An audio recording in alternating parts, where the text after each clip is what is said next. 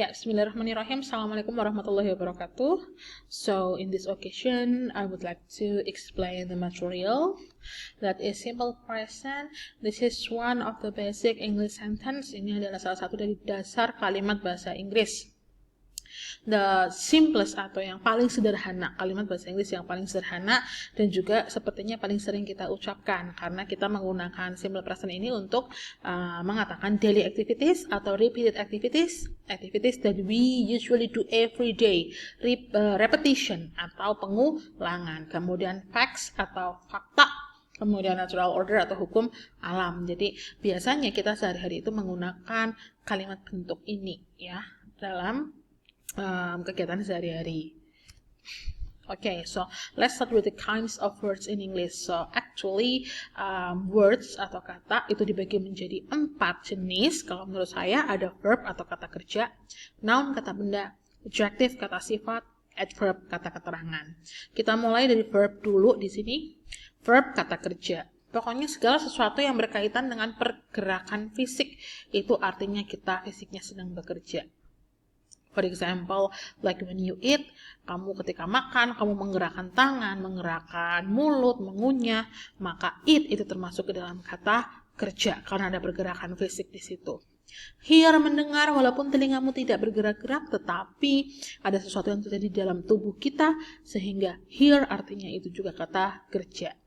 Kemudian ada walk, put, cut, pokoknya segala sesuatu yang memerlukan pergerakan fisik itu termasuk ke dalam kata kerja atau verb. Kemudian ada noun atau kata benda. Benda ya segala hal ya, cair, padat, gas, segala hal yang bisa kita lihat, sentuh, dan rasakan. Jadi kalau di IPA ada benda padat, cair, dan gas. Jadi ada chair, laptop, water, kemudian ada air juga atau udara, cat, student, girl, plan, semuanya itu adalah kata benda yang bisa kita sentuh, kita lihat, dan kita rasakan. Kemudian yang ketiga ada adjective atau kata sifat. Sama seperti dalam bahasa Indonesia, ada kaya, miskin, baik, buruk, rich, poor, good, bad, hungry, fast, slow, sama saja.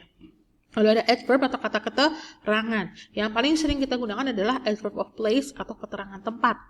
Here, there, at school, di sini, di sana, di sekolah, di depan, di belakang, di samping.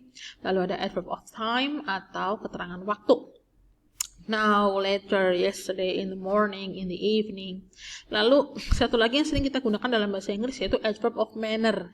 Nah, ini yang sedikit berbeda dari bahasa Indonesia. Adverb of manner atau keterangan cara itu menjelaskan verb, memberikan karakter pada kata kerja atau bagaimana seseorang bertindak. Biasanya diawali oleh adjektif, diakhiri dengan imbuhan ly. Jadi misalnya ada adjektif slow ditambah dengan akhiran ly atau li menjadi slowly. Slow yang artinya itu pelan, kalau ditambah akhiran slowly menjadi dengan pelan. Nah, dengan pelan ini, slowly ini memberikan karakter terhadap kata kerja atau verb atau memberikan kejelasan tentang bagaimana seseorang bertindak. Contohnya, Bu Murni speaks slowly. Nah, slowly atau pelan ini bukan menjelaskan Bu Murni, tetapi menjelaskan tentang how she speaks ya, bagaimana Bu Murni berbicara. Bu Murni speaks slowly. Bu Murni berbicara dengan pelan. Apanya yang dengan pelan? Berbicaranya.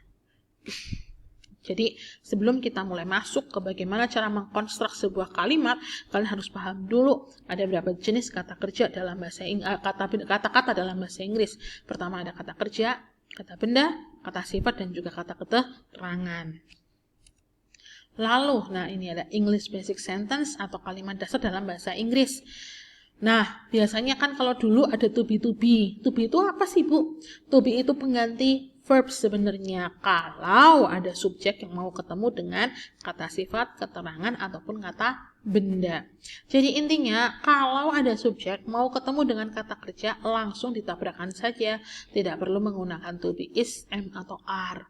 Tetapi kalau to be-nya itu mau bertemu dengan kata sifat, keterangan, ataupun kata benda, kita memerlukan pelengkap di sini, to be-nya sebagai pelengkap karena nggak ada verb. Jadi to be sama verb bisa dikatakan dalam kalimat basic sentence ini kedudukannya sama sehingga tidak bisa dipakai bersamaan. Kalau mau pakai verb berarti harus ada kata kerjanya. Langsung saja ditabrakan dengan subjeknya. Subjek dan kata kerja digandeng. Tapi kalau ada kalimat di dalamnya tidak mengandung kata kerja tapi ada kata sifat, kata keterangan dan juga kata benda, kita membutuhkan to be untuk menyambungkannya. Jadi subjek, kalau mau ketemu sama adjective, saya kaya raya, itu bukan I rich, tapi I am rich. Saya makan, itu I eat, bukan I am eat. Karena eat atau makan itu sudah termasuk ke dalam kata kerja. Itu kalau bentuk positif. Untuk bentuk negatifnya, kalimat dengan to be atau kalimat yang subjeknya bertemu dengan kata sifat, keterangan, dan benda, to be-nya tinggal ditambah kata not saja sebagai penanda negatif atau tidak. Sedangkan kalau verb, nah ini, kalau subjeknya Ayu Dewi, maka diberi do not sebagai penanda negatif atau yang artinya tidak. Tapi kalau he, she, it subjeknya, maka kita gunakan does not dan diikuti langsung oleh verb 1.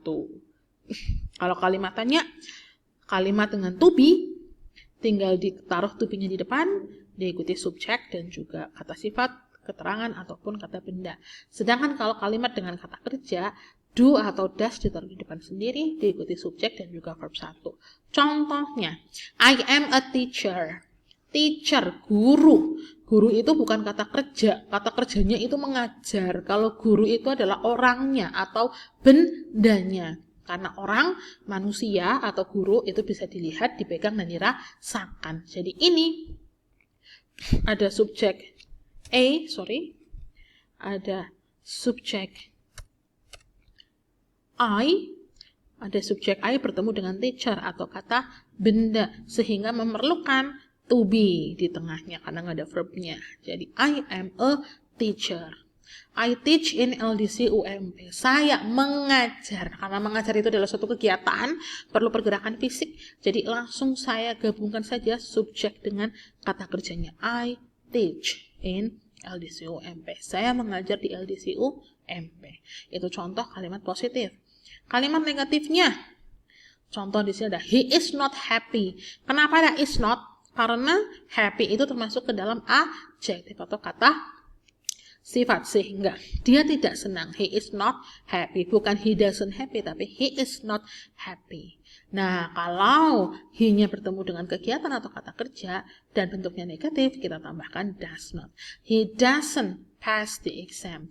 Dia tidak lulus ujian. Lulus itu artinya adalah kata kerja ya untuk menyelesaikan sesuatu. He doesn't pass the exam. Nah, sedangkan kalau kalimatnya negatif, interrogatif atau kalimatannya, kalau bertubi, tubinya taruh depan saja. Are we in the classroom? Kita menggunakan to be karena ada kata in the classroom. Apakah kita di ruang kelas? Di ruang kelas itu bukan kata kerja, tetapi keterangan tempat. That's why we need to be in this sentence. Are we in the classroom? Nah, kalau kalimatnya berkata kerja, contohnya ini ada have, maka kita menggunakan do atau does di bagian depan untuk kalimat tanya. Do we have another class today? Ada do-nya di sini. Ya, jadi saya ulangi sekali lagi, sebelum mengkonstruk kalimat, pastikan kalian memahami dalam bahasa Inggris kata itu dibagi menjadi 4 fungsi, ya, 4 jenis secara garis besarnya: kata kerja, benda, sifat, dan keterangan. Lalu jika ada satu kalimat dan di dalamnya ada kata kerjanya, maka tidak usah menggunakan is mr, tapi langsung saja dituliskan subjek, aktornya, orangnya yang melakukan pekerjaan dengan kata kerjanya. Namun, jika dalam satu kalimat ada subjek mau bertemu dengan kata sifat, kata keterangan, dan kata benda, maka kamu harus menambahkan to be, is, am, atau are. Kemudian kalau bentuk negatif, kita hanya tinggal menambahkan not untuk kalimat bertubi, sedangkan kalimat berkata kerja kita harus menentukan. Kalau subjeknya Ayu Dewi, kita menggunakan do not. Kalau he, she, it, kita menggunakan does not sebagai penanda negatif dan langsung diikuti kata kerja. Kalau kalimat interrogatif atau kalimat tanya, untuk kalimat bertubi silahkan tubinya ditaruh di depan subjek, kemudian diikuti kata sifat, keterangan, atau kata benda yang mengikuti. Sedangkan kalau kalimat berkata kerja atau berverb, maka kita taruh do atau das di depan, diikuti subjek dan juga kata kerja. Okay, then I hope you get my explanation clearly, and I will end our video now. And wassalamualaikum warahmatullahi wabarakatuh.